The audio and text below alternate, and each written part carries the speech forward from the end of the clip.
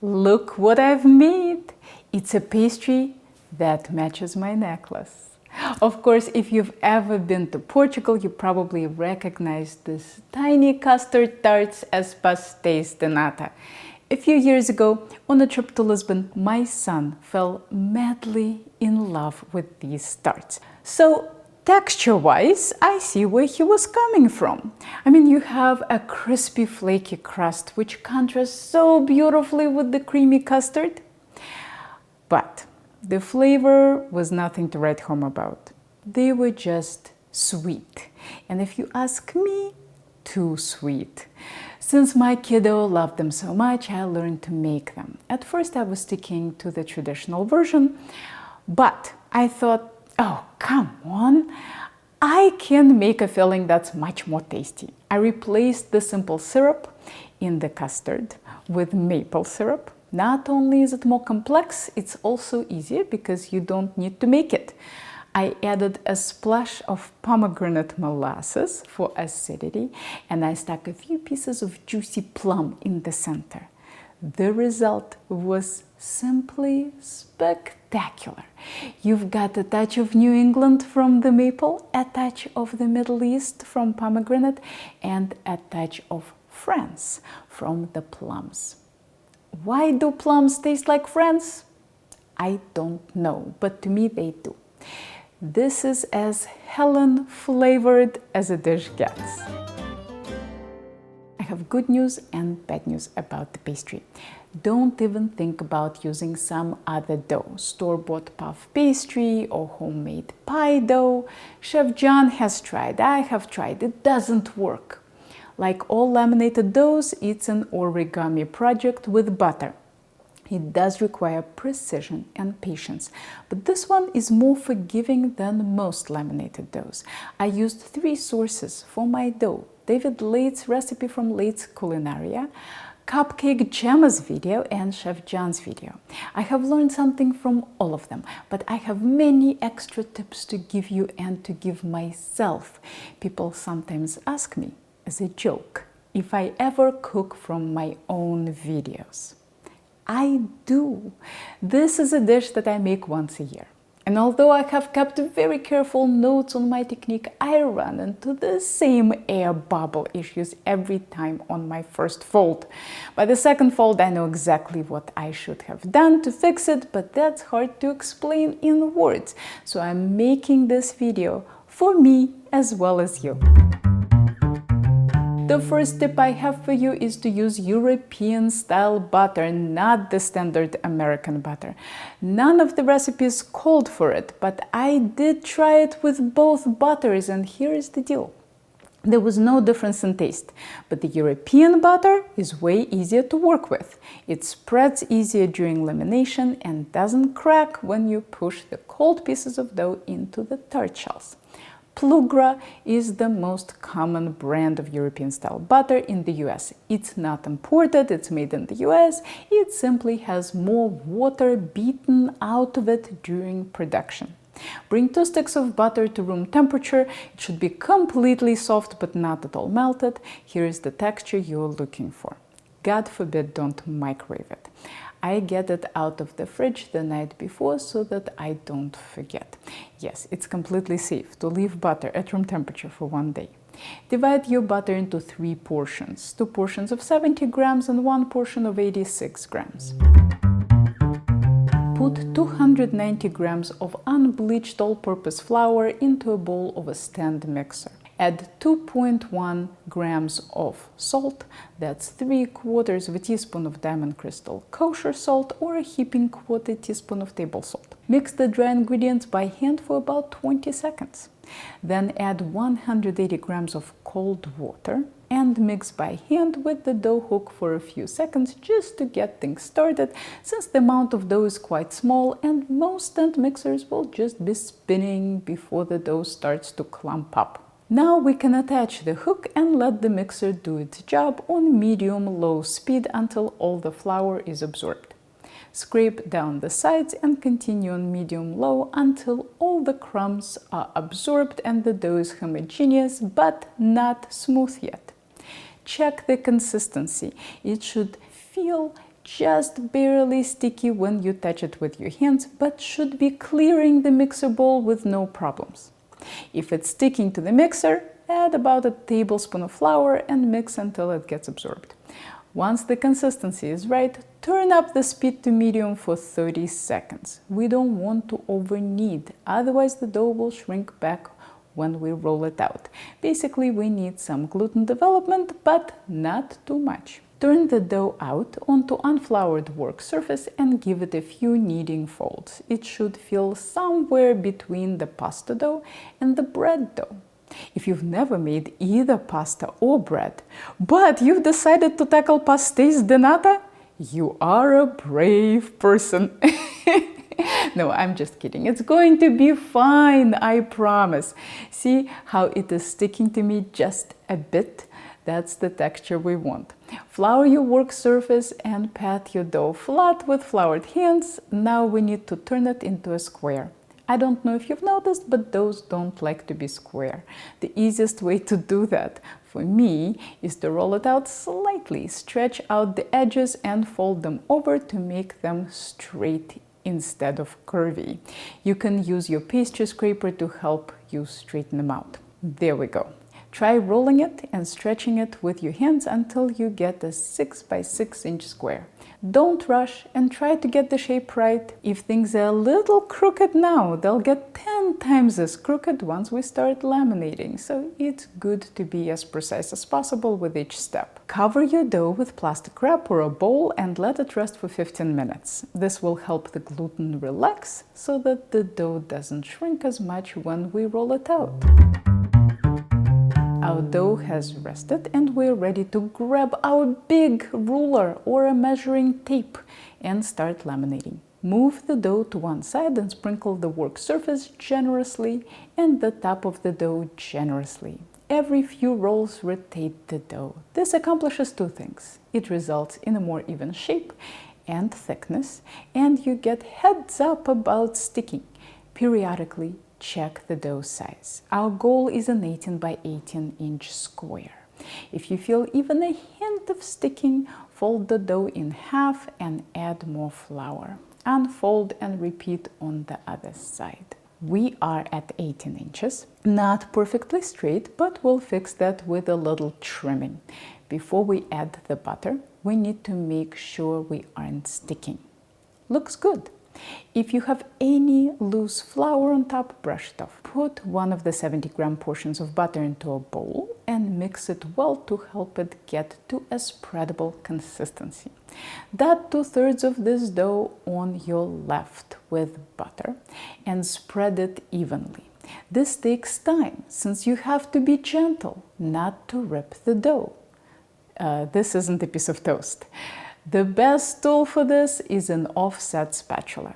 A spoon would work in a pinch, but would make it slower and more difficult to achieve a perfectly thin and perfectly smooth layer, which is absolutely essential to success. When you spread your dots of butter, leave a 1-inch border around all the edges. Now we take the unbuttered third of the dough and fold it over. This did not go very well, but there are so many good lessons we can take away from my screw-up. See where I am patting it? Around the edges. And you know what this does? It traps the air bubbles. If you do get one, you can poke it gently with the tip of a knife, but there is a way to avoid them altogether. By the second letter turn, I'll remember that and will show you a good way to do it. The good news is that this dough somehow works out even when it looks like you are screwing everything up. Okay, I folded the other side over and pushed out whatever air bubbles I could. Let's trim the uneven edges and we're ready to repeat the whole process all over again. Note where the closed fold of the dough is. This will be the side facing you during the next roll. Reflour the work surface and start rolling. The difficult thing here is that we are still aiming for 18 by 18 square, but our dough is already 18 inches wide. So we are only rolling it in one direction and we are not rotating the dough this time. But We're still checking to make sure we aren't sticking and adding flour whenever needed. Unfortunately, it is impossible to make the dough grow in one direction only, so as you see, it grew a bit wider as well. Another problem I have is that my butter started bursting slightly through the fold. If that happens to you, don't panic. Just add some extra flour in that area and keep going. Also, try to roll more towards the open side than towards the fold.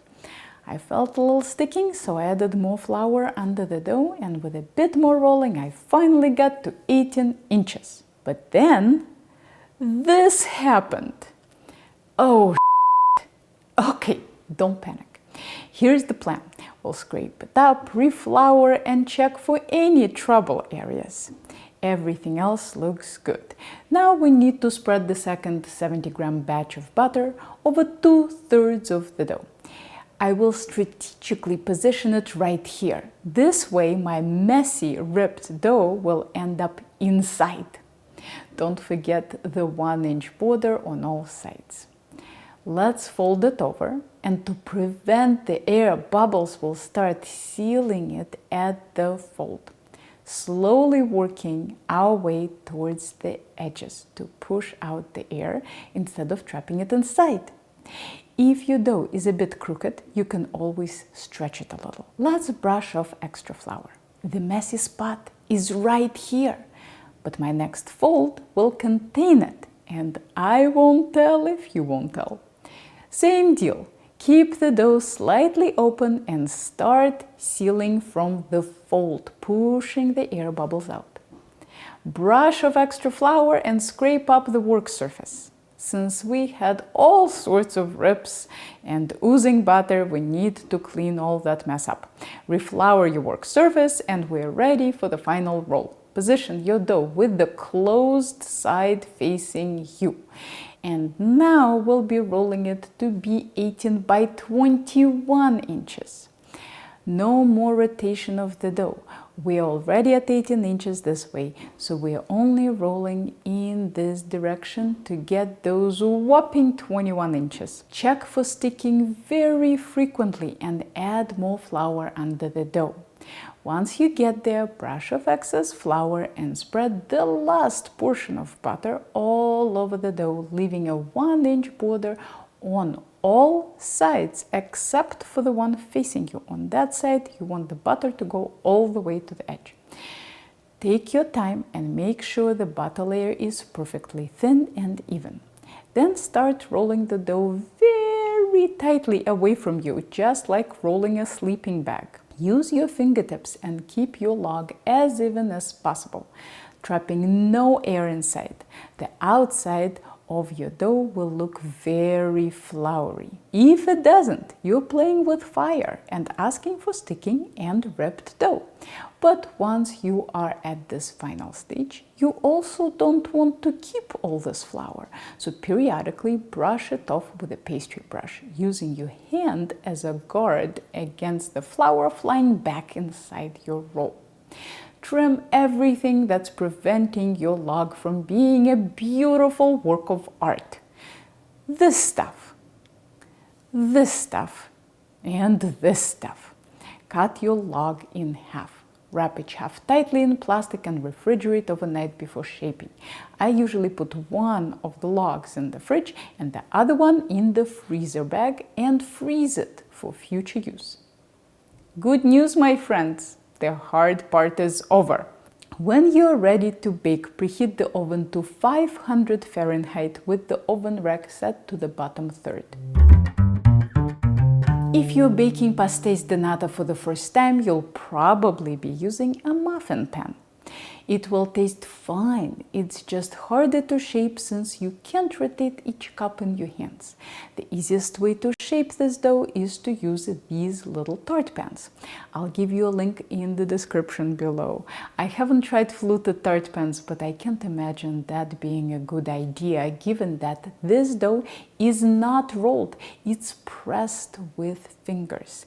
That's the traditional way to do it. I tried rolling it with a rolling pin, but it didn't come out nearly as good. Let's butter the tart pans with a little bit of butter to help the tarts release nicely. A few people on Amazon complained that these pans leave gray streaks on towels and food. That's because you need to break them in. Bake something in them 1 or 2 times and they'll stop staining. Of course, given how much work this dough is, there is no way I'd waste it on seasoning. Instead, I rubbed my tart pans with the thinnest, almost imperceptible coating of canola oil and baked them at 450 Fahrenheit for an hour or until the oil turned rock hard. Just like seasoning baking sheets or cast iron pans. See all these brown spots on them? That's seasoning. And don't you dare scrub that off when washing them. You only need to season them once and they'll serve you well for the rest of your life. Our next step is to figure out how much dough we need. If I was using a muffin tin, I would try a 1-inch piece of dough, but since I'm using these tiny tart pans, I'll try about 2/3 of an inch. Only cut one piece so that you can make any necessary adjustments for the rest of your log. Dunk both sides in flour, shake off the excess, and press the dough into the bottom of your pan using your thumbs. Try to keep the thickness even. You need enough dough to make it stick out 1/4 inch above the rim of the pan. If you feel like you had too much or too little dough, adjust on the next start until you get it just right.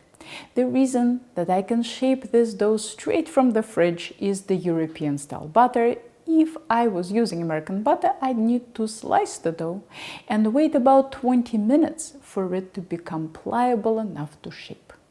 Since my first tart looks good, I can slice the rest of the log and fit it into my pans. One log will produce about 10 little tarts or 8 muffin-sized tarts. By the way, look at this perfect spiral of butter. Wait till we bake this. They'll be magnificent. Place the tarts on a parchment paper-lined baking sheet and put in the fridge for at least 15 minutes or however long it takes you to make the filling. My filling recipe is for 1 log of dough. If you want to bake both logs in one day, you can double the recipe. Peel 3 strips of lemon skin and reserve for the custard. Today I am adding a plum to my tarts, but that's optional. Adding fruit only makes them better if the fruit is perfectly ripe and juicy. Fruits that work well in this tart should have a lot of acidity to match the sweetness of the custard. Plums are my favorite, but apricots, sour cherries, and mango could work well too. I like to slice them really thinly, then overlap 3 to 4 slices and roll them into little rosettes. But cutting them into little pieces would work well too. Just keep in mind that the fruit should be just a small accent, not the star of the filling. If you add too much, it can mess with the texture of custard and turn it too watery. I'm using 3 paper-thin slices of plum per tart. To make the custard, put 24 grams of all-purpose flour into a bowl and add a little pinch of salt. In a Pyrex measuring cup, combine 100 grams of milk, 80 grams of cream, the strips of lemon skin, and microwave until the mixture comes to a boil. Add enough milk mixture to the flour to get the consistency of mashed potatoes. Whisk vigorously to get rid of lumps. Starting with the thicker mixture makes getting rid of lumps easier. Once it's smooth, whisk in the rest of the milk mixture.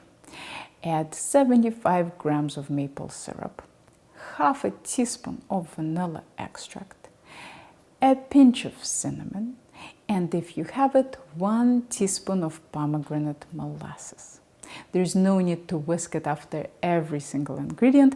Feel free to dump them all in and then whisk. I store my maple syrup in the fridge. This makes it last indefinitely without getting moldy. Since my syrup is cold, it brings the overall temperature of my custard down quickly, and I am ready to add the yolks as soon as everything is mixed. If your maple syrup is not cold, you might need to wait for the mixture to cool off to about 120 Fahrenheit before adding the yolks. Strain the mixture through a fine mesh sieve to remove the zest and any remaining flour lumps. Stir it around to help all the liquid go through, but if you have some sludgy, lumpy stuff remaining, don't push it through and just discard it. Pour the custard into the tart shells, leaving the top ½ inch of dough unfilled. The custard puffs up a lot in the oven. If you overfill the tarts, it will spill out and ruin your tarts. If you have some custard left over, just discard it or save for another use. But don't overfill the tarts. If you are using fruit, place it in the middle of each tart. If you're baking in a muffin tin, place it on the baking sheet to avoid a possible mess in the oven from oozing butter. Place the baking sheet in the bottom third of the oven and bake for 12 minutes. At this point, the custard should puff up and the dough should turn lightly golden.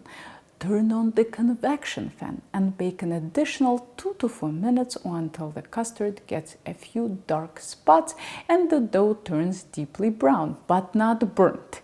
If your oven doesn't bake evenly, you might want to rotate the baking sheet, and if you don't have convection, your tarts might need a bit more time.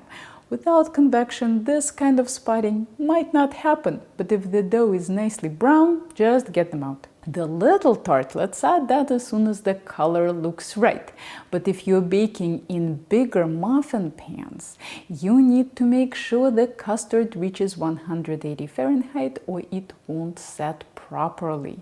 If your tarts are plenty brown, but the custard is still too cool, turn off the oven and the convection fan. Return the tarts to the oven and check every couple of minutes. By the way, it's perfectly normal for the butter to ooze out of the dough during baking. None of the recipes warned about it, and the first time it happened to me, I was really worried, but it's unavoidable due to the spiral nature of the dough. Where else will this butter go? Since all ovens are different, you might need to adjust the timing and oven positioning to suit your oven. The first batch is always tricky, like with any baking project. Move them to the rack to cool for 20 minutes. You want them to be warm but not hot. As pretty as they look from the top, wait till you see the bottom. Is there anything more beautiful? Just a warning, don't flip them over until they cool for 15 minutes or this will happen. Oops. To do them justice, you really need to serve them warm and freshly baked. You could rewarm them, but they won't be quite as good. If you are making them for company, all the heavy lifting can be done hours ahead. You could press the dough into tart pans, make your custard and prep your fruit. Keep the dough and custard in the fridge until ready to bake. Filling the tarts and baking them takes 15 minutes and almost no effort. I'll be honest with you. This is not a dish for the faint of heart, but I hope that my success, in spite of numerous mishaps, will inspire you to try. Most of my baking projects go like this. Everything seems to go according to plan, but the final result is messed up. This dish is just the opposite. It always feels like I'm messing up every step of the way, yet the final result is great. Here are more realistic culinary tutorials for you to check out, and if you are ever in the Boston area, maybe I'll see you in one of my classes.